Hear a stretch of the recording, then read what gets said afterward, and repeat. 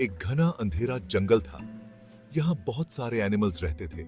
Lion, चीता, dear, rabbit, सभी यहाँ आराम से रहते थे। पेड़ बहुत ऊंचे थे। सन की किरणें भी मुश्किल से नीचे पहुंच पाती थी। इसी जंगल में एक बहुत बड़ा एलिफेंट रहता था। उसका नाम मनोहर था। मनोहर बहुत ही दयालु और समझदार था। वो हमेशा सबकी मदद करता था। मनोहर को एक चीज से बहुत डर लगता था। उसे दलदल से बहुत डर लगता था।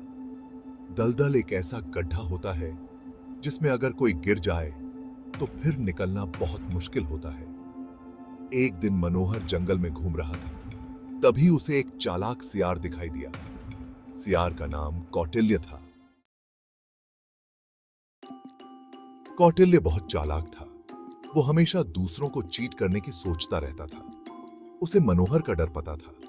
उसने सोचा, क्यों ना इसका यूज किया जाए। कौटिल्य ने मनोहर से कहा, अरे मनोहर, तुम इतने डरे हुए क्यों हो? क्या तुम डरपोक हो?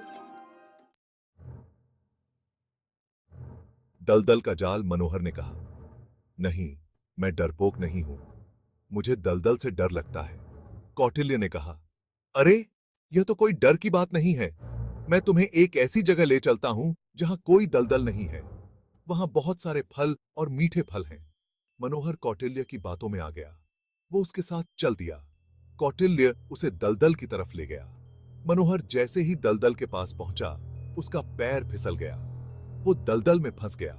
वो जितना जोर लगाता उतना ही अंदर धंसता जाता। लालच का अंत। कौटिल्य मनोहर को फंसा देखकर बहुत खुश हुआ।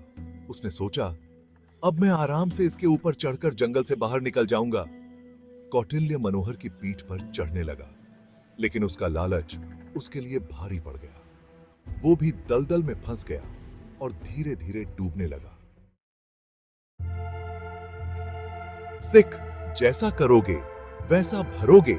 इस कहानी से हमें यह शिक्षा मिलती है कि हमें कभी भी किसी को धोखा नहीं देना चाहिए। बुरा करने वाले का अंत हमेशा बुरा ही होता है।